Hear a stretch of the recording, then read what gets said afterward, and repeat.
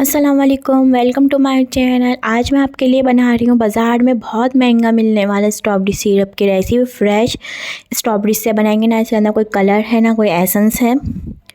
सबसे पहले हम स्ट्रॉबेरीज लेंगे, इसको स्लाइस कर लेंगे। हमें चाहिए 2 कप स्ट्रॉबेरी इस तरह स्लाइस हुई हुई। 2 कप स्ट्रॉबेरीज लेंगे, फिर इसके अंदर हम डालेंगे 2 कप पानी। 2 कप स्ट्रॉबेरीज, 2 कप पानी और 1 कप चीनी। इन सब चीज़ों को एक साथ मिक्स करेंगे। फिर हम इसको पकाएंगे मीडियम फ्लेम पे तकरीबन 10 मिनट के लिए। बहुत ज़्यादा नहीं पकाएंगे, बस 10 मिनट के लिए पकाएंगे। इतनी देर पकाएंगे ताकि स्ट्रॉबेरी सॉफ्ट हो जाए। इसको अब हम रखेंगे फ्लेम पे। इसको हमने रख दिया, अब इसको हम बॉईल आने देंगे। 10 मिनट तक हम इस तरह पकाएंगे इसको अच्छी तरीके से। देखें, इसके अंदर अच्छी तरीके से बॉईल आ गया है।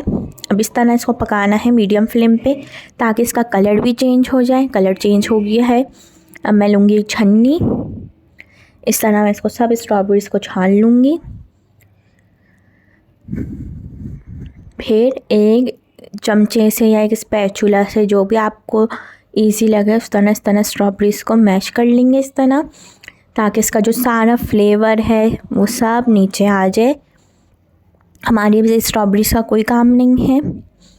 अब ये स्ट्रॉबेरीज को हम अच्छी तरह इसको निकाल लेंगे ताकि इसका जो अंदर सारा जूस है, फ्लेवर है स्ट्रॉबेरीज का, वो सारा इसके नीचे आ जाए, कोई बीज ना आए स्ट्रॉबेरीज के।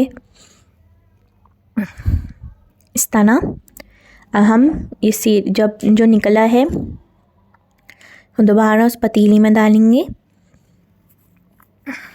और इसको हम पकाएंगे तकरीबन 30 से 35 मिनट के लिए, जब तक के लिए अच्छा तरीके से गाढ़ा हो जाए। अभी देखें कितना लिक्विड है ये। जब ये मीडियम फ्लेम पे, लो फ्लेम पे पकेगा, शुरू में हम मीडियम फ्लेम रखेंगे। जब इसका ना बॉयल आ जाएगा तो फिर इसका हम फ्लेम लो कर देंगे। अब लो फ्लेम में इसको हम पकाएंगे तकरीबन 30 से 35 मिनट का, जब इतनी देर ये गाढ़ा हो जाए। देखिए अभी कितना लिक्विड है ये। अब ये पक रहा है, इसको चमचा भी चलाते रहेंगे थोड़ी थोड़ी देर बाद। इस तरह देखें, अभी देखें कितने जल्दी जल्दी इसके ड्रॉप्स गिर रहे हैं, तो इसका मतलब अभी ये पतला है, अभी ये गाढ़ा नहीं हुआ। इसको अभी और पकाएंगे 20-25 मिनट के लिए। अभी 10 मिनट हुए हैं इसको सिर्फ पकते हुए।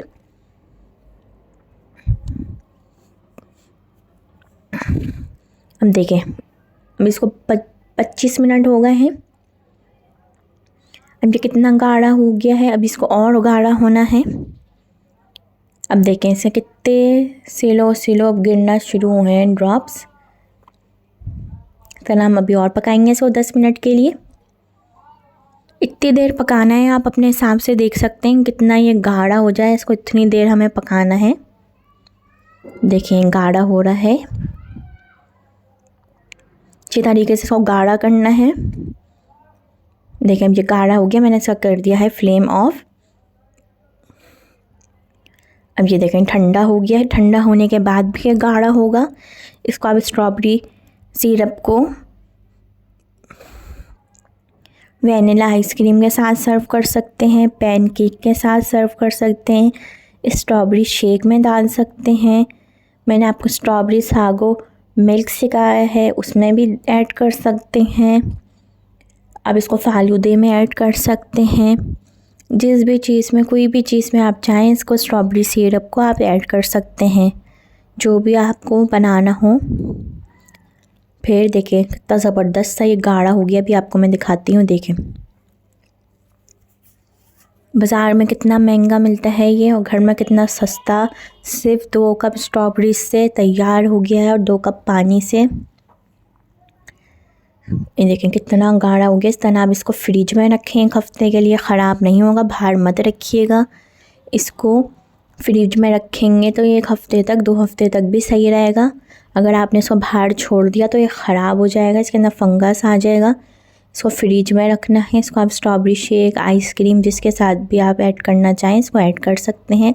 ज़बरदस्त था। घर में